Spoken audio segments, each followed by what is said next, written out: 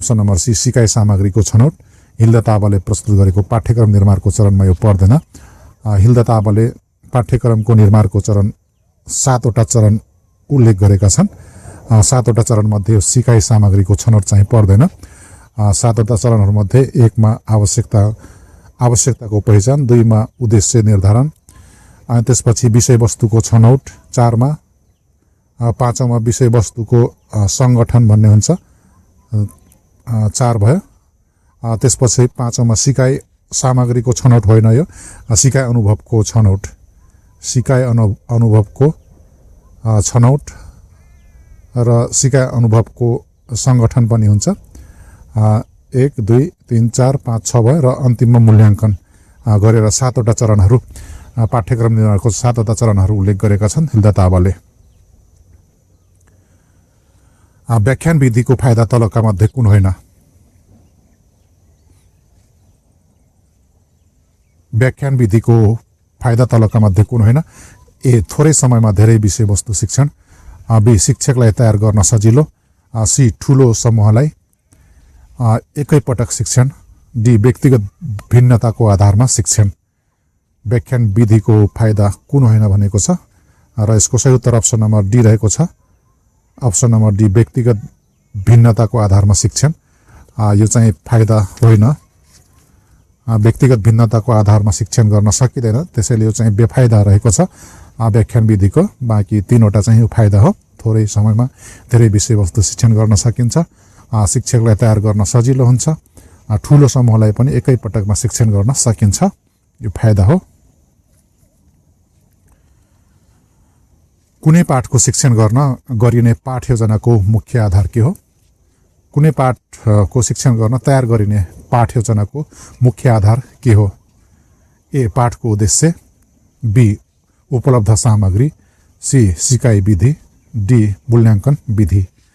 पाठ योजनाको मुख्य आधार चाहिँ पाठको उद्देश्य हो। यसको सही उत्तर अप्सन नम्बर ए रहेको छ। अप्सन नम्बर ए रहेको छ पाठको उद्देश्य।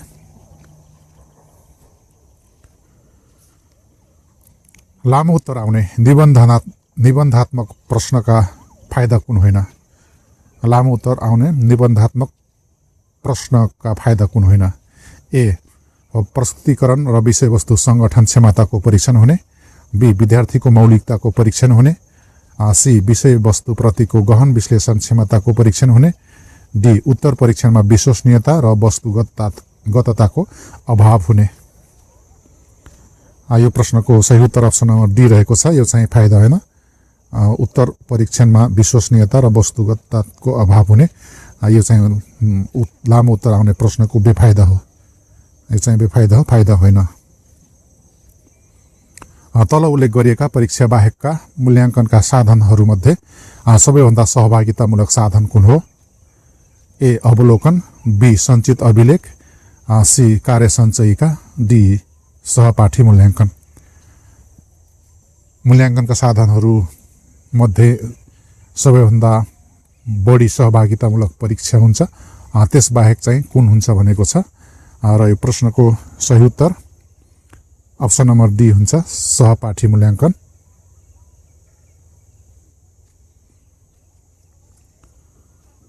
समावेशी कक्षा कोठा व्यवस्थापन गर्दा तलका मध्ये कुन पक्षमा विद्यार्थीको भूमिका कम रहन्छ?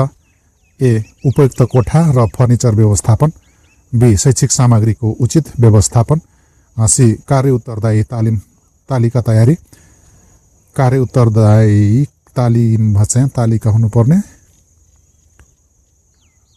तालिका तयारी, अप्सन डी सर्वसम्मत नियमको व्यवस्थापन। यो प्रश्नको सही उत्तर अप्सन नम्बर ए रहेको छ उपयुक्त कोठा र फर्निचर व्यवस्थापन। यसमा चाहिँ विद्यार्थीको भूमिका कम रहन्छ। अर्को प्रश्न रहेको छ विषय शिक्षणका फाइदा तलका मध्ये कुन होइन? विषय शिक्षणका फाइदा तलको मध्ये कुन होइन? ए शिक्षक दक्ष, योग्य र पोख्त हुन्छ, बी योजना तयारीका साथ समय पुग्ने, योजना तयारीका लागि समय पुग्ने, सी शिक्षक कमजोर भए पनि अरू विषयमा असर नपर्ने, डी शिक्षक र विद्यार्थी बीच बलियो सम्बन्ध कायम नहुने।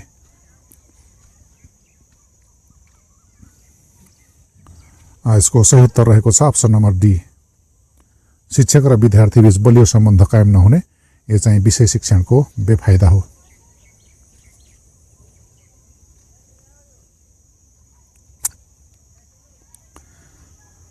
शिक्षक विकास कार्यक्रमको प्रमुख ध्येय कुन चाहिँ हो? ए शिक्षकको वृत्ति विकास, बी शिक्षण ज्ञानको विकास, सी शिक्षण सिपको विकास, डी शिक्षकको निरन्तर पेशागत विकास। शिक्षक विकास कार्यक्रमको प्रमुख ध्येय कुन चाहिँ हो? यसको सही उत्तर हो option number D. Option number D शिक्षकको निरन्तर पेशागत विकास।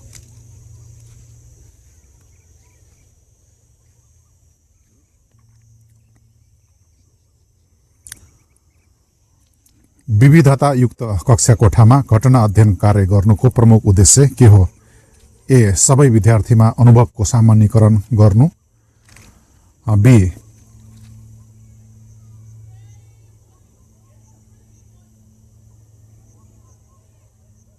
अप्सन बी विविध क्षमता भएका सिकारुको सफलता र चुनौतीको खोजी गर्नु, अप्सन सी सांस्कृतिक सन्दर्भलाई हटाउनु, डी उच्च उपलब्धि प्राप्त गर्ने विद्यार्थीमा मात्र केन्द्रित हुनु। विविधतायुक्त कक्षा कोठामा घटना अध्ययन कार्य गर्नुको प्रमुख उद्देश्य के हो? यसको सही उत्तर अप्सन नम्बर बी रहेको छ। अप्सन नम्बर बी अनुसार विविध क्षमता भएका सिकारुहरूको सफलता र चुनौतीको खोजी गर्नु।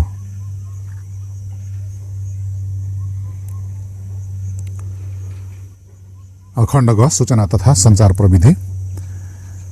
Which one is the input device in computer? दिएको मध्ये कुन चाहिँ कम्प्युटरको इनपुट डिभाइस हो? A printer, B mouse, C monitor, D speaker. दिएको मध्ये इनपुट डिभाइस चाहिँ माउस हो। यसको सही उत्तर अप्सन नम्बर बी रहेको छ माउस। बाँकी तीनवटा चाहिँ आउटपुट डिभाइसहरू हुन्, प्रिन्टर, मोनिटर र स्पिकर। यिनी चाहिँ आउटपुट डिभाइसहरू हुन्।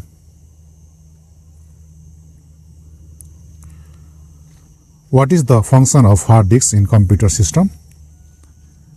कम्प्युटर सिस्टममा हार्ड डिस्कको कार्य कुन हो? A perform calculation, B display output, C store data permanently, D manage the operating system. What is the function of hard disk in computer system? यसको सही उत्तर अप्सन नम्बर सी रहेको छ, to store data permanently. Which one is the most commonly used operating system in computer? Which one is the most commonly used operating system in computer? A. Windows, B. Vista, C. Microsoft Windows, D. XP। यो प्रश्नको सही उत्तर रहेको छ option number C Microsoft Windows. कम्प्युटरमा कुन चाहिँ operating system प्रायः जसो प्रयोग गरिन्छ भनेको छ, यसको उत्तर अप्सन नम्बर सी रहेको छ Microsoft Windows. Which software is used by MOST for student tracking? MOST भनेको ministry of education science and technology भनेको शिक्षा विज्ञान तथा प्रविधि मन्त्रालयद्वारा विद्यार्थी ट्र्याकिङको लागि कुन चाहिँ सफ्टवेयर प्रयोग गरेको छ भनेको छ। अप्सन ए रहेको छ PMT software, B Google classroom, C flash software, D IMS software. र यो प्रश्नको सही उत्तर अप्सन नम्बर डी रहेको छ। यो शिक्षा विज्ञान तथा मानव स्रोत विकास केन्द्र शिक्षा विज्ञान तथा प्रविधि मन्त्रालयद्वारा प्रयोग गर्ने स्टुडेन्ट ट्र्याकिङको लागि प्रयोग गर्ने सफ्टवेयर चाहिँ यो IMS सफ्टवेयर हो। यो प्रत्येक विद्यालयमा प्रयोग भइरहेको छ। The condition when hackers insert themselves into a two party transaction is called? The condition when hackers insert themselves into a two party transaction is called? Option A man in the middle, B phishing, C malware, D SQL injection. इसको सही उत्तर option number A रहेको छ। Option number A man in the middle. The condition when hackers insert themselves into a two party transaction is called man in the middle. खण्ड घ संविधान शिक्षा सम्बन्धी ऐन तथा नियमहरू। यस खण्डका प्रश्नहरू रहेका छन्। नेपालको संविधान 2072 अनुसार पुस्तकालय सम्बन्ध विषय कसको अधिकार क्षेत्र अन्तर्गत पर्छ? ए संघ, बी प्रदेश, सी संघ र प्रदेश, डी स्थानीय तह। नेपालको संविधान 2072 अनुसार पुस्तकालय सम्बन्ध विषय कसको अधिकार क्षेत्र अन्तर्गत पर्दछ? यसको उत्तर रहेको छ अप्सन नम्बर सी संघ र प्रदेश। यो कसरी भयो भने